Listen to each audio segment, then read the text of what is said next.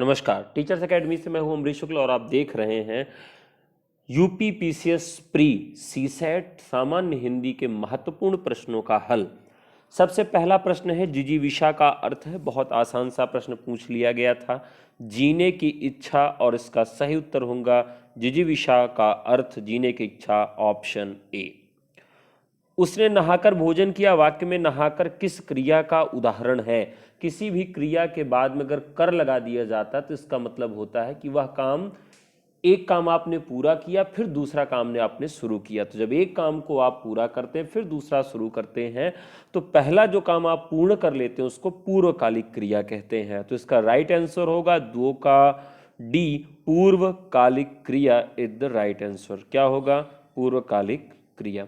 अगले प्रश्न की तरफ बढ़ेंगे। हो सकता है वह आया हो, वाक्य किस प्रकार का है? तो देखिए यहाँ पर संदिग्ध वर्तमान काल, अनिश्चित वर्तमान काल, अपूर्ण वर्तमान काल और संभाव्य वर्तमान काल दिया गया है।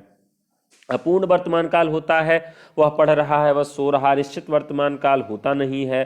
संदिग्ध वर्तमान काल और संभाव्य वर्तमान काल में समस्या है। तो वह संभाव्य वर्तमान काल का वाक्य होता है वह आया हो, वह खाया हो, वह पिया हो, और हो सकता है उसमें एक भाव होता है।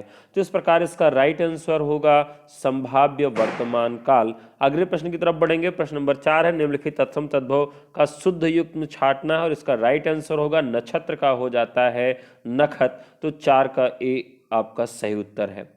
चलिए अगले प्रश्न की तरफ बढ़ेंगे, और ये टेस्ट आपका पेपर था जिसमें पैराग्राफ था, तो पैराग्राफ को छोड़ के बाकी प्रश्नों को देखते हैं।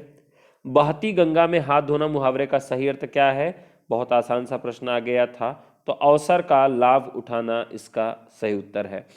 अज का अर्थ नहीं है, बहुत ही मजेदार और कठिन प्रश्न पूछ लिया था।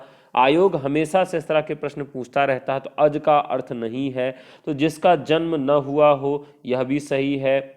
दशरथ के पिता का भी नाम अज था। ब्रह्मा, विष्णु, महेश और शिव को भी अज कहा जाता है। तो इसमें मोती इसका नहीं है, तो मोती द राइट आंसर। अगले प्रश्न की तरफ बढ़ेंगे। निम्नलिखित में से सही युग्म सुमेलित करना है। तो गलीचा जो है वो पुर्तगाली शब्द है। तो जितने भी घर में काम आने वाले शब्द हैं, सब वस्तुएं हैं, ज़्यादातर पुर्तगाली होती हैं। तो यहाँ पर पुर्तगाली इसका सही उत्तर है। मित्रों, अगर आप ARO उत्तर प्रदेश की तैयारी कर रहे हैं या high court ARO Uttar Pradesh की तैयारी कर रहे हैं, तो आप सबका स्वागत है हमारे संस्थान में। सामान्य हिंदी आप हमारे यहाँ से पढ़ सकते हैं। सामान्य हिंदी, व्याकरण, निबंध लेखन और JIC प्रवक्ता मेंस में सामान्य हिंदी, या इस तरह के जो भी कोर्स आपके यहाँ हिंदी साहित्य से संबंधित पढ़ते हैं, सारे कोर्सेज आपको यहाँ पर उपलब्ध होंगे। आपको हमसे जुड़ना है और प्रवेश लेके आपको पढ़ाई शुरू कर देनी है। अगला प्रश्न, निम्नलिखित में से किस शब्द में एकाधिक उपसर्गों का प्रयोग किया गया है? तो सब में एक उपसर्ग का प्रयोग किया गया है, लेकिन व्याकरण ऐसा शब्द है इसमें एक से अधिक उपसर्गों का प्रयोग किया गया है। महत्वपूर्ण कृत कृष्णायन उत्तर प्रदेश की बोलियों में से किस बोली में लिखी गई? बहुत अच्छा प्रश्न है। ये मध्य प्रदेश के मुख्यमंत्री भी रह चुके हैं और काफ़ी चर्चित रचना ने लिखा।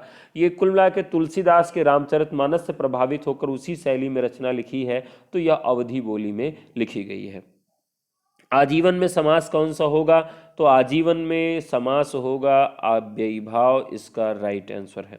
16वें नंबर का प्रश्न है शब्द चयन की दृष्टि से इनमें से शुद्ध वाक्य है। रविन्द्रनाथ टैगोर की कुछ रचनाओं का नागरी भाषा में अनुवाद हुआ, तो नागरी कोई भाषा ही नहीं है। राजा हरिश्चंद्र के सदृश कोई सत्यवादी नहीं हुआ, तो सदृश यहाँ कोई औचित्य नहीं रखता। पद्य के चौथे भाग को चरण कहते हैं, यह भी नहीं सही। रामचंद्र शुक्ल ने अनेक ग्रंथों की रचना की, तो ये इसमें सही है। तो आप सब इसको सही मान सकते हैं। अगले प्रश्न की तरफ बढ़ेंगे। उत्कर्ष का विलोम क्या है? तो सही उत्तर होगा अपकर्ष। ठीक है।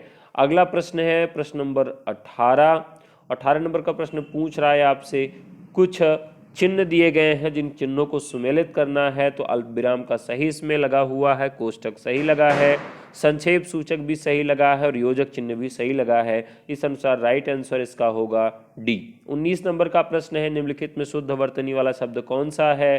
तो यहाँ पर चिन्ह गलत लिखा है, कवित्री गलत लिखा है, ईर्षा गलत लिखा है, सही लिखा गया है घनिष्ठ। ठीक है। अगले प्रश्न की तरफ हम सब बढ़ेंगे। अगला प्रश्न है स्वार्थ में कौन सी संधि होगी? तो स्वाधन अर्थ बराबर स्वार्थ दीर्घ स्वर संधि, इसका सही उत्तर होगा। अगले प्रश्न की तरफ बढ़ेंगे। गमन शब्द को विप्रार्थक बनाने के लिए किस उपसर्ग का प्रयोग शुद्ध है? तो गमन में हम आ उपसर्ग का प्रयोग करेंगे तो आगमन शब्द बनेगा और ये गमन का विलोम हो जाएगा, तो आ इज द राइट आंसर। निम्नलिखित में देवता शब्द का पर्यायवाची शब्द नहीं शब्द है। बहुत अच्छा प्रश्न पूछ लिया था, तो ध्यान रखना है कि किंकर, विपुल, लोकेश नहीं है, जबकि विबुध जो है यह देवता का पर्यायवाची है। निम्नलिखित शब्दकोशों में छ का क्रम किस वर्ण के बाद आता है? तो क्ष जो होता है यह क वर्ण के बाद आता है, क्योंकि ये क से ही मिलकर बना है, तो 23 का जो आपका सी आंसर है वो राइट है। तो मित्रों, आप हमसे सामान्य हिंदी बैच पे जुड़ सकते हैं। सामान्य हिंदी का पूरा बैच हमारे यहाँ उपलब्ध है और हिंदी साहित्य मेंस का भी बैच हमारे यहाँ उपलब्ध है। आप जिस भी बैच में प्रवेश लेना चाहते हैं आप हमको व्हाट्सएप कर सकते हैं 96 28 95 92 37 पर। ठीक है, तो आज के लिए इतना ही, फिर मिलते हैं आपसे एक नए वीडियो में। तब तक के लिए नमस्कार, जय हिंद।